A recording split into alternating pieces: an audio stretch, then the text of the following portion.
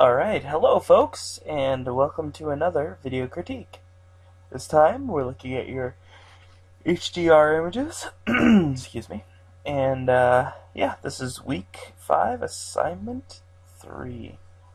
Golly, it's going by quickly. Anyway, so, this time around we're going to be looking at Abel's work, at Betty Jo's work, and at Chloe's work. So without further ado, let's go ahead and jump right in. And we'll check out Abel's work. Now, Abel did a bunch of these. So we can... Nope, come on. Oh no, there we go. Okay. Alright, so, just to start off with, this is about what you want to see. And I'm actually going to zoom in just a click here so we can get a little bit of a better idea what these numbers are. So, an 80th of a second at f16, and he helpfully provided that was his 2 stops under or minus 2 EV exposure value. So we go from an 80th, a 40th, a 20th, and they were all at f16. Oh, it's the same one twice. Anyway, 20th, a 10th, and a 5th. So yeah, if you're ever in doubt, the f-stop, usually you want to leave one the same. So like you want to leave your f-stop the same, so that you don't have any depth of field issues. And then you want to change your shutter speed, and basically as you go up and down a stop, your shutter speed will roughly double, or it'll divide by 2. So it'll double or half. So as you can see, 20th goes to 40th, goes to an 80th. And you know, they're not I mean, these aren't the standard shutter speeds, but it's, you know, it's pretty much accurate. You know, because we're doing these all on digital cameras, and you can easily, you know, go in increments as low as a 10th of a stop.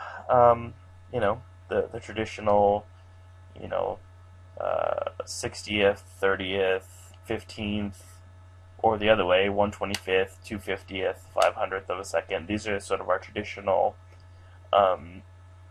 standard shutter speed values. You don't have to stick with those.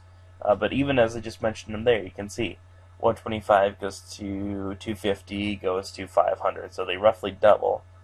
Same thing that's here. And this is about the speed you want to see. That's roughly 2 stops under. Again, these are both the same one, but they're roughly, you know, pretty much right on. And then that clearly looks to be about 2 stops over. And then here's his HDR image.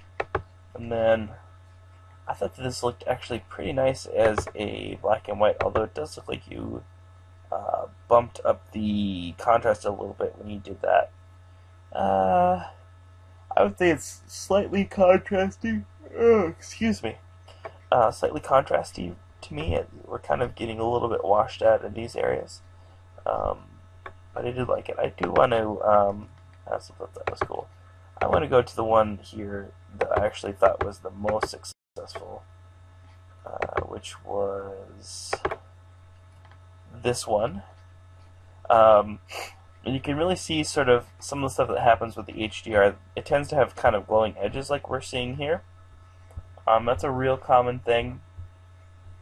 And I also just think this is really a pretty dramatic image. You have the water and sort of all this texture in the trees. I thought that was really cool.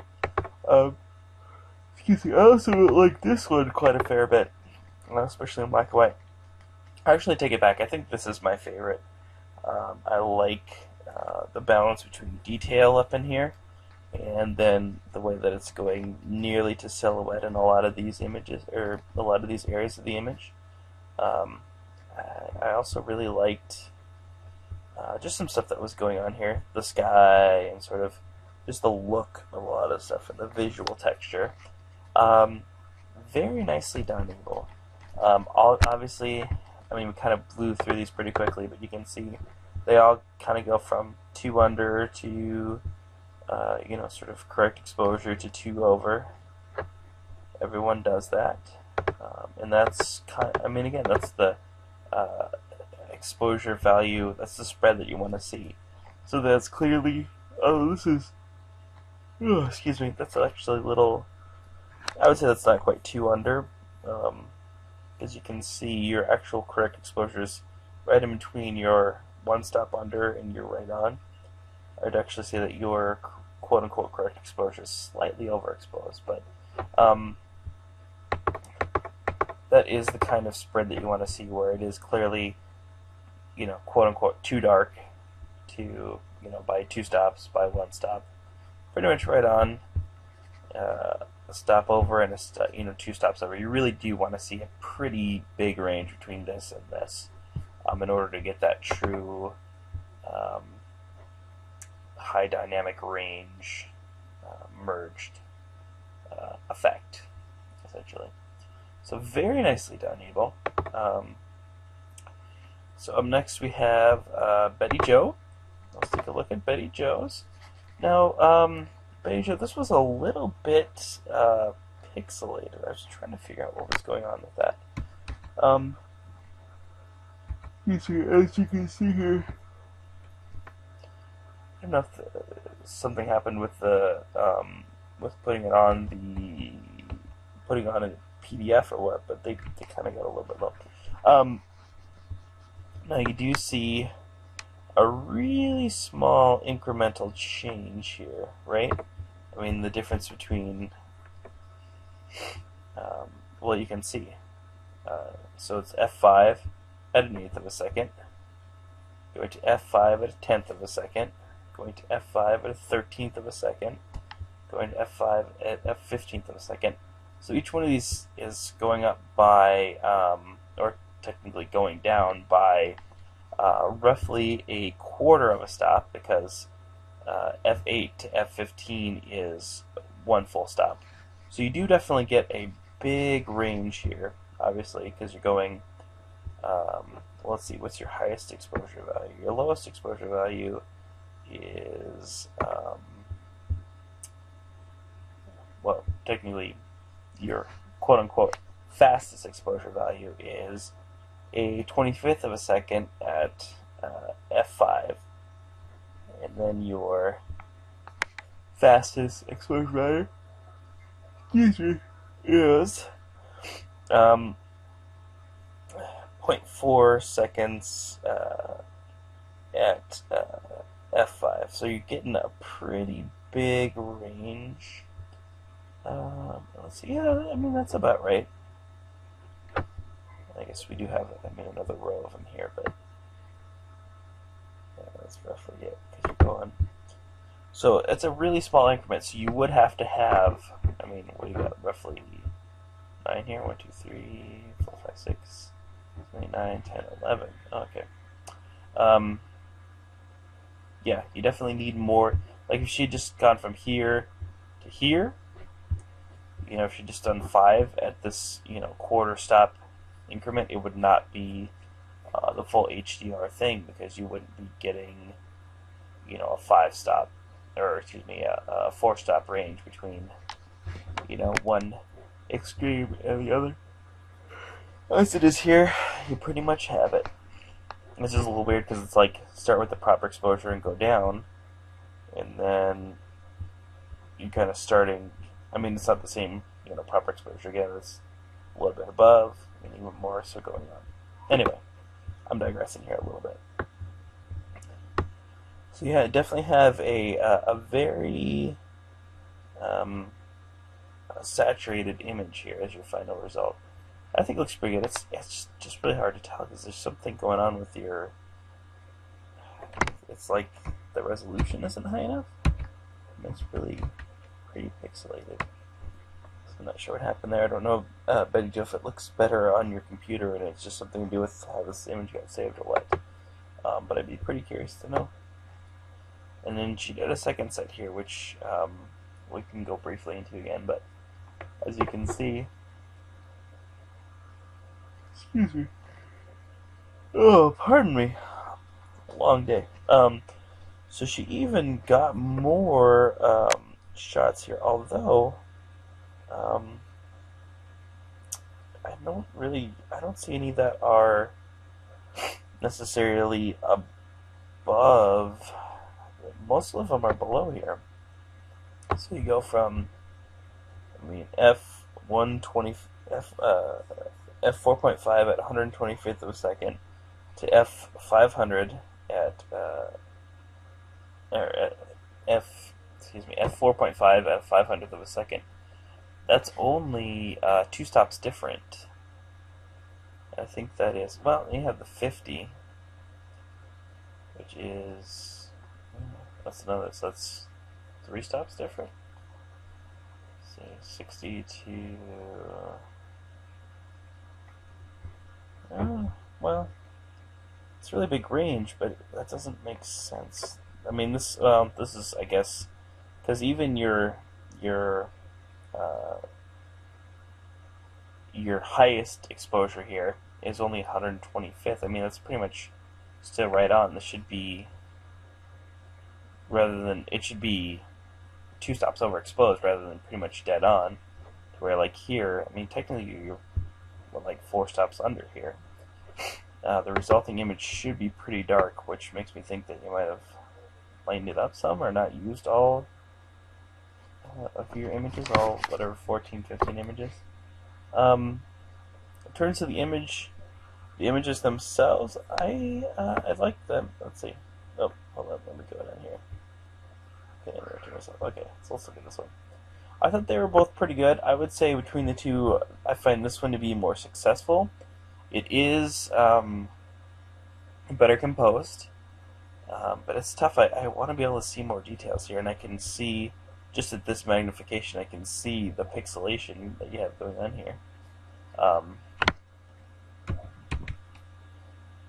Yeah, I mean, you can see the pixels in this step.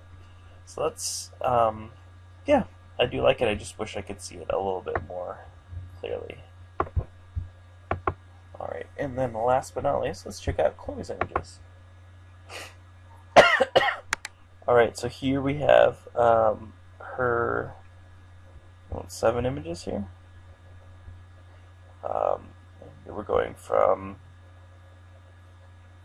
okay, now on this one it looks like Chloe actually did, she changed her aperture rather than her shutter speed here, because they're all at the same shutter speed. They're all at 100th of a second.